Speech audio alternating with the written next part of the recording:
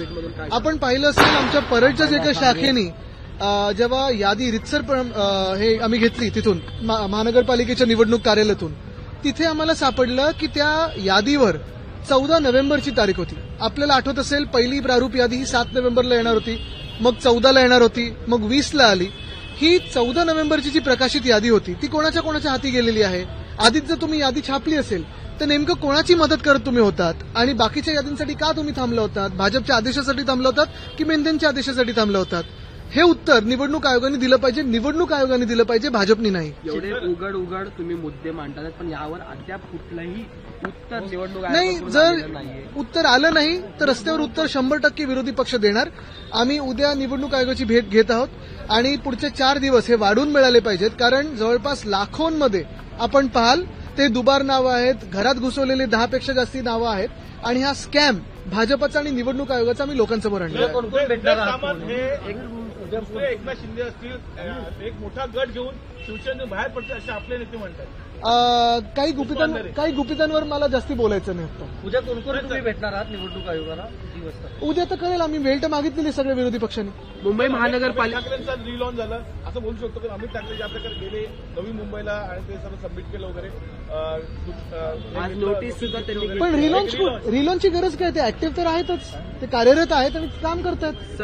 मुंबई महानगरपालिकेच्या निवडणुकीचं बिगुल वाजलेलं आहे, पण आता या बिगुलाला राजकीय रंग लागतोय का? कारण की मालवणीत जे ते भाजपचे काही नेते जाऊन आंदोलन करताना पाहायला मिळतात, त्यात बॅरिगेटिंग क्रॉस. बघा, राजकीय रंग तर लागणारच, कारण राजकीय निवडणूक असतात. पण आता हे भाजपवाले एक काहीतरी विचित्र प्रकार करण्याचा पाहतात. आपण पाहिलं असेल गेल्या काही दिवसांमध्ये काशीनाथ चौधरी यांना घेऊन, जे पालघर साधू हत्याकांडामध्ये प्रमुख आरोपी आहेत, त्यांना घेऊन भाजपने हे दाखवलं की त्यांचं हिंदुत्व हे पोकळ आहे. चुनावी हिंदुत्व मी जे भाजपचं बोलतो, निवडणुकीसाठी कुठच्याही थराला जातील हे त्यांनी दाखवलं. आणि नंतर स्थगिती का दिली? म्हणजे एकतर त्याच्यात ते होते की नव्हते ह्याचं उत्तर दिलं पाहिजे. जर नव्हते तर स्थगिती का दिली, आणि होते मग घेतलं कशाला? आणि म्हणून त्यांचं हिंदुत्वाचा फुगा फुटल्यानंतर आता मराठी अमराठी करण्याचा प्रयत्न भाजप घाणेरडा करत आहे. पण भाजपला मुंबई उत्तर देईल. मुंबईमध्ये असे त्यांचे खेळ घाणेरडे चालत नाहीत. मराठी निवडणुका हे पुढे ढकलल्या जातील. पुढे ढकलल्या जातील. आता एवढं सगळं सरकारला माहिती असेल निवडणूक आयोगाबद्दल, म्हणजे तुम्ही पण एक विचार करा ना की किती काय चालवतं निवडणूक आयोग, कोण चालवतं आणि कुठच्या कार्यातून चालतं. चंद्रकांत दादांनी म्हटलेलं आहे का अजितदादा जरी उपमुख्यमंत्री असले तरी मुख्यमंत्री मात्र फडणवीसच आहे. अरे आता दादा मध्ये भांडण चालत, आम्हाला कशाला घेतात छोट्या लोकांना त्याच्यात? तुम्ही मराठी नाराजी नाट्य जे होतं ते दिल्लीला जाऊन आले, पण आता स्पष्ट करण्यात आलेलं आहे सीएम असतील डीसीएम असतील यांच्याकडून कुठलीही नाराजी नाही. यावर तुमची तुम्ही आता नाट्य हा शब्दाचा वापर तर केलेलाच आहे. आणि ज्या दिवशी दिल्लीला गेले त्या दिवशी सहसा ते गावी जातात. चंद्राची तुम्ही हे पाहिली तर तुम्हाला कळेल. मालवणीचा जो प्रकरण आहे आजचं, ते मराठी अमराठीच्या पलीकडे जाऊन एका धर्माच्या किंवा एका समाजाबद्दल. बघा, तुम्हाला थेट सांगतो, भाजप हे हिंदू मुस्लिम करण्याचा प्रयत्न करतं. जिथे ते चालत नाही तिथे हिंदूंमध्ये लावालावी करण्याचा प्रयत्न करतं. जातींवरनं ते चालत नाही तिथे मराठी अमराठी करण्याचा प्रयत्न करतं.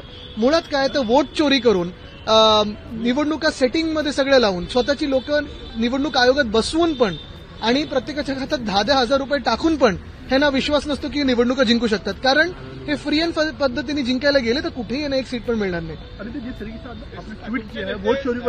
एक मिनिट सर, तुमचे नेते नरेश मस्केंच्या संपर्कात आहेत, खास करून सुषमा अंधारे, आणि असा आरोप उदय सामंतांनी केला. चांगलं ना, मी बोललो ना, जे फुटणार आहेत त्यांच्यावर मला बोलायचं नाही. तिथे काय कोणाला व्हाईस कॅप्टन बोलतात हे जरा माहिती काढा. अदिति, जिस तरीके से आपने ट्वीट किया वोट शुरू कर लेकर, कांग्रेस भी एक बड़ा विरोध प्रदर्शन करने वाली 14 दिसंबर को दिल्ली में, कैसे देखते हैं? देखिए, वोट चोरी ये अभी तक जो होती आई है, फिर वो बिहार की जो एक्सपोज की करने वाले हैं, हरियाणा में जो एक्सपोज की, हमने जो वर्ली की और पूरे मुंबई के करने वाले हैं, अभी तक ये चुनाव के बाद हम करते आए हैं. ये हम एक एकेडमिक एक्सरसाइज हो या वोट चोरी करके ये गद्दी कैसे पकड़ के बैठे हैं बीजेपी वाले, ये हमने दिखाया है. लेकिन आज जो हमने पकड़ा है वो ये पूरी जो एक्सरसाइज है ड्राफ्ट रोल की, वो जारी होते हुए भी ये वोट चोर कैसे है ये हम दिखाना चाहते हैं. लाखों की संख्या में बहुत सारे नाम संभाव्य दुबार यानी पॉसिबली डबल ऐसे दिखाए गए हैं. बहुत सारे ऐसे भी घर हैं जहां 10 से ज्यादा लोग उस पे दिखाए हुए हैं. कई घरों पे हो, कई दुकानों पे हो, 1-2 जगह तो सुलभ शौचालय पे भी नाम लिखे गए हैं कि ये यहाँ रहते हैं.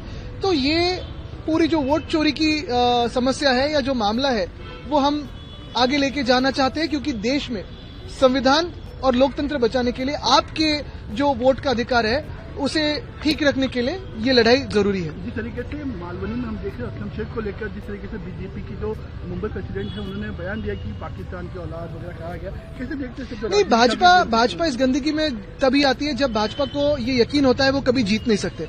अगर आप देखें तो भाजपा हर चुनाव के पहले हिंदू मुस्लिम करने की कोशिश करती है, फिर हिंदुओं में भी जाति पे झगड़ा लगाने की कोशिश करती है, फिर उस वहां का लोकल समाज जो जैसे मुंबई में मराठी अमराठी के में कुछ विवाद निर्माण करने का कोशिश करती है। और यही भाजपा का एक तंत्र यंत्र रहा है कि कैसे चुनाव जीते, और इसके बाद भी वोट चोरी करती है तो भी सरकारें ऐसी बनती है उनकी। तो यही बात है। और मुंबई में अगर आप देखें तो सबसे पहला सवाल यही होगा मेरा उनके लिए, भाजपा के लिए, कि काशीनाथ चौधरी जो पालघर के साधुओं के हत्याकांड में है, प्रमुख आरोपी करके है, उनको आपके पार्टी में आपने क्यों लिया, और लेने के बाद स्थगिति क्यों दी उस निर्णय को। यानी एक बात तो है कि जो प्रमुख आरोपी है, जो उसमें प्राइम अक्यूज है, उनको आपने पार्टी में लिया, जो आज इतने महीने में हमें बदनाम करने की कोशिश कर रहे थे, उनको ही आपने लिया। और अगर उस हत्याकांड में वो नहीं है तो फिर क्यों स्थगिति दी? अजित दादा पवार ने एक बयान दिया है कि आप जनता के पास वोट है, मेरे पास फंड है, अगर आप फंड नहीं दोगे तो हम, अगर आप वोट नहीं देते तो हम फंड नहीं दे पाएंगे। देखिए, ये सारी बातें जो दादागिरी की होती है वो महाराष्ट्र में चलती नहीं है। बहुत सारे लोग ऐसे होते हैं, वो कहते हैं कि फंड दूंगा नहीं दूंगा, लेकिन कहीं ना कहीं न्याय देवता है कि नहीं, और न्याय करेंगे कि नाही, अभी यही सवाल है। सर, मराठी ज्या प्रकारे वाक्य वापरले अशा निवडणुकीमध्ये बघा, आता हे सगळं कुठेतरी कोर्ट बघते की नाही हा पण प्रश्न येतोच ना। उद्या तुम्ही फक्त शिवसेना नाही, मला वाटतं जास्तीत जास्त विरोधी पक्ष त्याच्या सोबत असतील। अजून आम्ही सगळे कोऑर्डिनेट करतो, आम्ही वेळ मागितलेली, वेळ आल्यानंतर तुम्हाला कळेल। कशाला हिशोब लागतो? निवडणूक आयोगाचा हिशोब आम्ही देऊ असं बावनकुळे म्हणते। चांगलं। नवीन घडामोडी पाहण्यासाठी आजच आम्ही मुंबईकर 24 तासला लाईक करा, सबस्क्राईब करा आणि अपडेट रहा।